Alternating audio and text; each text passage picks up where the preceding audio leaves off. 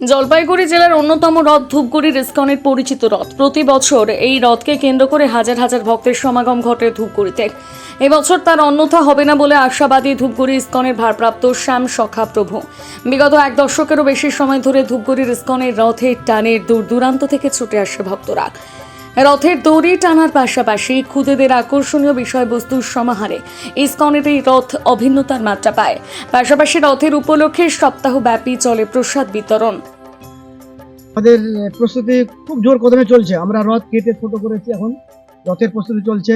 ভিতরে প্যান্ডেলের কাজ হচ্ছে, পিছনে প্রসাদ হল, নাট মন্দির, সবকিছুর প্রস্তুতি পর্ব জোর কদমে চলছে আমাদের এই রথের। এবার আপনাদের ইসকনের রথ ধূপগুড়িতে এবং জলপাইগুড়ি জেলায় কততম বর্ষে পদার্পণ করলো? এবার আমাদের ধূপগুড়ি জগন্নাথ রথযাত্রা এবার 12তম, মানে 12 বছর পূর্তি উৎসব উপলক্ষে আমাদের এই রথযাত্রা চলছে। রথে তো প্রতিবার তো বিভিন্ন রকমের আকর্ষণ দেখা যায়, এবার কি কি থাকছে? এবারে আমাদের মায়াপুর থেকে প্রায় 10-12 জন ব্রহ্মচারী ভক্ত আসছেন, সন্ন্যাসী ব্রহ্মচারী ভক্তরা আসবেন, তারা রথ উদ্বোধন করবেন। আর বিদেশি ভক্ত থাকছে না।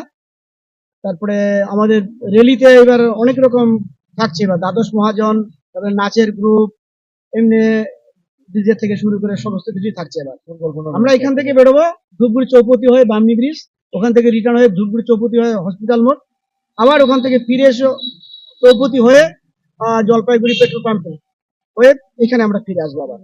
শেষ সময় প্রস্তুতি চলছে আমাদের কাজ। তাই আমরা সবাইকে অনুরোধ করছি, আমরা সবাই আসুন। 7ই জুলাই আমাদের রথযাত্রা, সবাই অংশগ্রহণ করবেন রথযাত্রায়।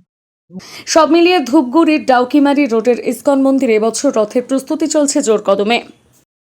হাতে গোনা আর মাত্র কয়েকটা দিন, তারপরে কিন্তু রথ। আর জলপাইগুড়ি জেলার অন্যতম রথ বলতে ডুয়ার্সের ধূপগুড়ির ইসকনের রথ।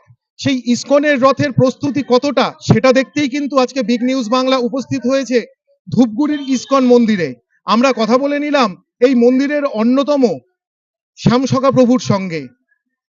দেখতেই পেলেন রথের প্রস্তুতি চলছে। ডুয়ার্সের ধূপগুড়ি থেকে আবির ভট্টাচার্যের রিপোর্ট, বিগ নিউজ বাংলা।